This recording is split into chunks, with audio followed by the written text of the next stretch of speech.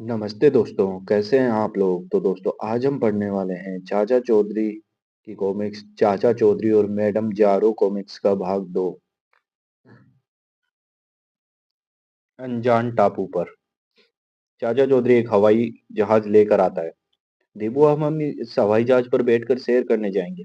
अच्छा, अच्छा हो यदि आप मेरे जैसा हेलमेट लगा ले, अगर कोई दुर्घटना हो गई तो। मुझे हेलमेट पहनने की जरूरत नहीं, मेरी यह 50 गज की पगड़ी मेरे सिर की सुरक्षा करती है। चाचा चौधरी और दीपू हवाई जहाज में सवार हो जाते हैं। लो भाई दीपू, अब हम चलें। वाह चाचा जी, आप तो हवाई जहाज भी बड़ी अच्छी तरह चला लेते हैं। आप आसमान में उल्टबाजी लगा सकते हैं। और चाचा चौधरी उल्टबाजी लगाता है। ओह चाचा जी, मेरा सिर नीचे हो गया। तभी ओह, क्या हुआ? लगता है हवाई जहाज में कोई गड़बड़ी हो गई, मुझे जहाज नीचे उतारना होगा। चाचा चौधरी हवाई जहाज को एक अनजान टापू पर उतारता है। अच्छा हुआ हम सुरक्षित धरती पर उतर आए। मैं मशीनरी देखकर जहाज को अभी ठीक कर देता हूँ। क्या कोई गलती समझ में आई? दो चार पेज ढीले थे, कसती है जहाज अब उड़ने के काबिल है। यह जगह बड़ी अच्छी लग रही है, जरा सैर कराएं। ठीक है चलो। इस टापू पर चारों ओर हरियाली हरियाली है। तभी अचानक ओह यह क्या? खबरदार, जो इस टापू पर आता है यहाँ से जिंदा नहीं लौटता। दोनों को एक नारियल के वृक्ष के साथ बांध दिया जाता है। बचने की कोई तरकीब सोचनी चाहिए। हम तुम्हें भून कर खा जाएंगे। हाँ हाँ, तुम हमें हमें नहीं मार सके। क्यों? क्योंकि आज तक तुमने कोई मच्छर तक नहीं मारा, हम हमें तुम क्या मारोगे? खामोश। मुखिया गुस्से से कांप जाता है, उसके हाथ से बंदूक का घोड़ा दब जाता है। तब आगे से नारियल पेड़ से टूटकर एकदम नीचे गिरता है। ओए मरा, ओह बचाओ। नारियलों ने सबकी खोपड़ियां तोड़ दी। अपना एक हाथ छुड़ाने में कामयाब हो गया हूँ, इस भाले से मैं रस्सी के बंधन काट दूंगा। दीपू भागो यहाँ से। ठहरो चाचा जी, खाने के लिए दो चार नारियल इकट्ठे कर लूं। और चाचा चौधरी और दीपू हवाई जहाज में बैठकर घर की तरफ चल देते हैं। नहले पे देला। चाचा चौधरी मेरी मदद करो। दुल्लीचंद क्या बात है? डाकू गोबर सिंह ने चिट्ठी भेजी है, आज 3 बजे तक 1 लाख रुपया देने को कहा है। बिल्कुल मत दो। पैसा न देने पर उसने धमकी दी है, वो मुझे घर से उठाकर ले जाएगा। दुल्लीचंद हम यह भी नहीं होने देंगे। डाकू गोबर सिंह। सरदार 3 बज गए और डेडलाइन खत्म हो गई, दुल्लीचंद ने पैसा अभी तक नहीं भेजा। मेरे हुक्म की अवहेलना आज तक किसी ने नहीं की। लगता है गिदड़ दुल्लीचंद की मौत आ गई है। आओ उसे उठा घर से उठा कर लाएं और मारकर उसकी लाश को चील कौवों के आगे डाल दें। बड़ी हैरानी की बात है, दुल्लीचंद ने घर का दरवाजा बंद नहीं किया। अच्छा है, नहीं तो हमें दरवाजा तोड़कर अंदर जाना पड़ता। दुल्लीचंद बाहर आ जाओ, अब छिपने में कोई फायदा नहीं। ओह भागो। नाव और ट्यूब। साबू तुम तरबूज खाओ, तब तक मैं अपनी नाव में बैठकर समुद्र की सैर कर रहा हूँ। लोटन, ये ट्यूब क्यों फुला रहे हो? दरअसल मुझे एक नाव की जरूरत है जिसमें जिसमें मैं मछलियां पकड़ सकूं, लेकिन मेरे पास इतने पैसे नहीं है कि नाव खरीद सकूं, इसलिए मैं किसी का बेवकूफ बनाकर उसकी नाव से ये ट्यूब बदल दूंगा। वाह चाचा, चाचा चौधरी नाव में, चलो इसी के साथ सौदा किया जाए।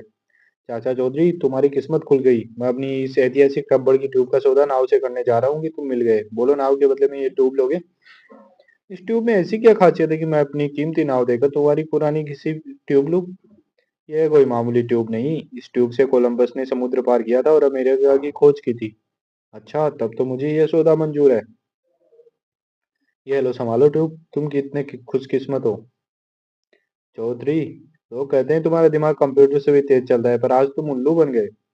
कोलंबस का इस ट्यूब से कोई वास्ता नहीं, मैंने ये आज ही कबाड़ी में 10 पैसे में खरीदी है। लोटन, मुझे पता है कि कोलंबस ने अमेरिका की खोज पट्टीजर ट्यूब पर बैठकर नहीं, जहाज यात्रा से की थी। रहा सवाल बेवकूफ बनाने का, वो तुम्हें 1 मिनट में पता चल जाएगा कि किसने किसको बेवकूफ बनाया। वो नाव में छेद, पानी भर रहा है। बचाओ। मुर्गी चोर। मुर्गी ने अंडा दे दिया होगा, मैं अभी निकालता हूँ। हैं? क्या हुआ, क्या अंडा नहीं है? तुम अंडे की बात करती हो, यहाँ मुर्गी ही गायब है। कोई बात नहीं, मैं दूसरी मुर्गी इसमें रख देती हूँ। दूसरे दिन नई मुर्गी ने अंडा दे दिया होगा। हैं, वो मुर्गी भी गायब। मैं इस तीसरी मुर्गी रख देता हूँ, आखिर हमें अंडे तो चाहिए ही। तीसरे दिन ओहो, वो भी गायब। अब तो हद हो गई है, मुर्गी चोर तो हमारा दिवाला निकाल देगा। मैं चाचा चौधरी के पास जाता हूँ। चाचा जी, हमारी मदद कीजिए, हर रोज मैं मुर्गी खाने में एक मुर्गी रखता हूँ और वो हर रोज गायब हो जाती है। उसे कौन ले जाता है, ये अभी तक रहस्य बना हुआ है। मनसुख, मुर्गी चोर को पकड़ने के लिए मुझे तुम्हारे घर चलना होगा। चाचा चौधरी का दिमाग कंप्यूटर से भी तेज चलता है। अच्छा, अब रात हो गई, मैं सोता हूँ, तुम भी जाकर आराम करो। लेकिन अगर आज हमारी चौथी मुर्गी भी गायब हो गई तो? बेफिक्र रहो, वो चोरी नहीं होगी। ओह, रात हो गई, अब सब लोग गहरी नींद सो गए, मुर्गी चुराने का यही मौका है। ओह, ओह, बचाओ, वो रहा मुर्गी चोर। मगर चाचा जी, आपने चौथी मुर्गी कहाँ रखी है? यहाँ इस टोकरी के नीचे, सबसे बड़ा हीरा। वाह चाचा जी, आज कितना सुहावना मौसम है। ओह, क्या हुआ साबू? मेरे पैर के नीचे कोई गोल पत्थर आया और मैं गिर पड़ा। गोल पत्थर? चाचा जी, यह रहा वो पत्थर। साबू, यह पत्थर नहीं, हीरा है, इतना बड़ा कि मैंने आज तक नहीं देखा। शायद ये दुनिया का सबसे बड़ा हीरा है, कोहिनूर से भी बड़ा। चाचा जी, इसकी कीमत कितनी होगी? अरबों रुपया या इससे भी ज्यादा। तो फिर यह हीरा मेरे पास होना चाहिए, इधर लाओ उसे। कौन? हीरो का चोर खपटू? यह हीरा मेरे पास ही आएगा, तुम इसे मेरे हवाले कर दो या तुम्हें मारने के बाद मैं इसे जमीन से उठा लूंगा। छछूंदर, तेरी ये मजाल, मैं तुझे सबक सिखा दूं। नहीं साबू, खून खराबे में क्या फायदा? खपटू को हीरा दे दो, लेकिन जरा आसमान में उछाल कर देना। देखो, देखे आसमान में इसकी चमक कैसी लगती है। लो खपटू, पिस्तौल के आगे बड़ो बड़ो के तोते उड़ जाते हैं। ओह, बड़ा तीस मार का बनता था, लेकिन वो हीरा पता नहीं मिट्टी में कहाँ खो गया। अच्छा है साबू, वो हीरा जिसके पास जाएगा उसकी जान को खतरा होगा। चंपत की बिल्ली। ओ, कि कुछ जोर से लग गई, फुटबॉल शहर से बाहर चली गई, जाकर लाऊं? Train train. हेलो श्रीमान, मैं आ रहा हूँ। अरे दूध तो पीते जाओ, मेज पर रख दो, भगवान मैं लौट कर पी लूंगा। चाचा जी, आप कहाँ जा रहे हैं? चंपत, राष्ट्रपति ने सलाह मशवरे के लिए बुलाया है। धनपत, राष्ट्रपति चाचा चौधरी को सलाह मशवरे के लिए क्यों बुलाता है? क्योंकि चाचा चौधरी का दिमाग कंप्यूटर से भी तेज चलता है, राष्ट्रपति उसकी सहायता से देश विदेश की कई समस्याओं को हल करते हैं। ओह, 11 बज गए, मुझे पड़ोस में एक पार्टी में जाना है, दूध मेज पर रख दिया, वह आकर पी लेंगे। धनपत, चाची भी जा रही है, लेकिन उसने दरवाजा बंद नहीं किया। चंपा, चाचा चौधरी के घर पर कभी ताला नहीं लगता, समझे? यह तो बड़ी अच्छी बात है। पूछी, चाचा चौधरी अपना दूध का गिलास मेज पर रखने को कह गए थे, जाओ अब घर में कोई नहीं है, और लपड़ लपड़ सारा दूध पी जाओ। अरे तुम वापस क्यों लौट आई? चलो पूछी, न सही मैं ही अंदर जाकर मलाई वाला दूध पीता हूँ। बचाओ, बचाओ, रॉकेट वापस आ जाओ, मैं आ गई हूँ। कैदी नंबर 320। स्वप्नपुर की जेल में कैदी नंबर 320। मैंने लोहे की सलाखें काट दी, अब जेल की खिड़की से बाहर निकला जा सकता है। और फिर वह जेल की ऊंची चार दीवारी फांद गया। थोड़ी देर बाद जब जेल का गार्ड आया तो गार्ड घबरा कर जेलर के पास पहुंचा। सर, कैदी नंबर 320 जेल से भाग गया। वह नामी ठग है, उसे पकड़ना जरूरी है। शहर की चारों तरफ से नाकाबंदी कर दो, एक भी आदमी शहर से बाहर न जाने पाए, उस कैदी को पकड़े जाना जरूरी है। हमने शहर का कोना कोना छान मारा, कैदी नंबर 320 कहीं नहीं मिला। चाचा जी, शहर के जेलर साहब घबराए हुए इधर आते दिखाई दे रहे हैं। चाचा जी, आज मिनिस्टर साहब जेल का निरीक्षण करने आ रहे हैं और जेल का सबसे नामी कैदी भाग, अगर वह पकड़ा ना गया तो मेरी नौकरी गई समझ। शहर में तलाश करो। शहर की सीमाओं को बंद कर दिया ताकि कोई बाहर न जा सके। शहर के एक एक घर की तलाश लेकर देख लिया, लेकिन वह नहीं मिला। क्या उसे जमीन निकल गई? साहू जाओ और शहर के तालाब से मछली पकड़ लाओ। अगर चाचा जी, उस तालाब में तो एक भी मछली नहीं है। साबू, तुम्हें जैसा कहा है वैसा ही करो। ठीक है, जाता हूँ। ओह, लगता है कोई मछली फंस गई। तुम?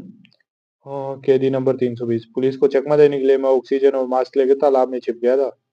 चाचा जी, आपको कैसे पता चला कि भागा हुआ कैदी तालाब में मिलेगा? तुमने सारा शहर तलाश लिया, एक जगह जो तुम्हारी नजर से चूक गई थी, वह था शहर का तालाब। चाचा चौधरी का दिमाग कंप्यूटर से भी तेज चलता है। दिवाला।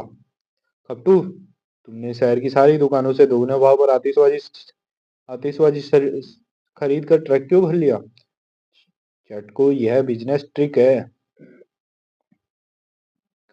दिवाली साल में एक बार आती है और यही कमाने का मौका है। जब लोगों को शहर में किसी दुकान पर पटाखे नहीं मिलेंगे, वो मेरे पास आएंगे, मैं मनचाहे दामों पर पटाखे बेचूंगा। दिवाली मुबारक। तुम्हें भी। क्या सारी खरीदारी कर ली?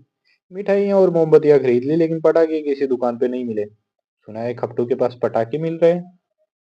खपटू, 1 दर्जन फुलझड़िया देना, 1.5 दर्जन एटम बम, 6 रॉकेट, सब कुछ मिलेगा, लेकिन रेट है 100 रुपए दर्जन फुलझड़िया, ₹10 का एक एटम बम और ₹20 का एक रॉकेट।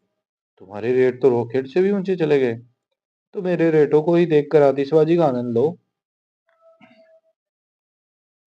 साबू, क्या बात है, आज कहीं कोई पटाखा नहीं छूट रहा? शहर के सारे पटाखे खपटू ने अपने कब्जे में कर लिए। ऐसी बात है, आओ देखें। खपटू, मुझे एक रॉकेट चाहिए। निकालो ₹20 चाचा चौधरी। ये लो। चटकू, एक रॉकेट उछाल दो। लो चाचा चौधरी, ये अमेरिकन रॉकेट से भी ऊंचा। वाह, दिवाला निकल गया। अंतरिक्ष की प्रतियोगिता। चाचा चौधरी, क्या तुमने यह खबर पढ़ी? अमेरिका में एक अद्भुत प्रतियोगिता हो रही है, अंतरिक्ष में प्रतियोगिता। जो व्यक्ति अंतरिक्ष में जाकर और पृथ्वी के चारों ओर घूमकर कर वापस सबसे पहले जमीन पर आएगा, उसे गोल्ड मेडल दिया जाएगा। यह इस दिलचस्प प्रतियोगिता में हमें भी हिस्सा लेना चाहिए। क्या तुम्हारे पास अंतरिक्ष में जाने के लिए रॉकेट है? साबू, दिवाली की आतिशबाजी में बचा हुआ अपना रॉकेट ले आना। साबू, जल्दी आओ, नहीं तो अमेरिका जाने वाली फ्लाइट छूट जाएगी। भला हो एयर इंडिया के मैनेजर का, जहाज में सीट खाली न होते हुए भी उसने हमें ऊपर बिठा लिया। वो हिंदुस्तानी अपना रॉकेट लेकर आ रहा है। पटाखा? हो। अरे भाई ठहरो, हम भी प्रतियोगिता में आने भाग लेने वाले हैं। प्रतियोगिता शुरू हुई, रॉकेट छूटे। अरे साबू, जल्दी आग लगा, दूसरे रॉकेट आसमान में पहुंच गए जबकि हम अभी भी जमीन पर खड़े हैं। टाटा। ओह, विश्वास नहीं होता। बिना ऑक्सीजन के अंतरिक्ष में? मैं योगाभ्यास करता हूँ, जमीन से लंबी गहरी सांस भरकर आया हूँ। प्रतियोगिता के अनुसार तो पृथ्वी का एक चक्कर लगाना था, परंतु मैं कई चक्कर लग गए, वापस चलना चाहिए। छपा। तो दोस्तों, ये कॉमिक्स यही खत्म होती है। धन्यवाद।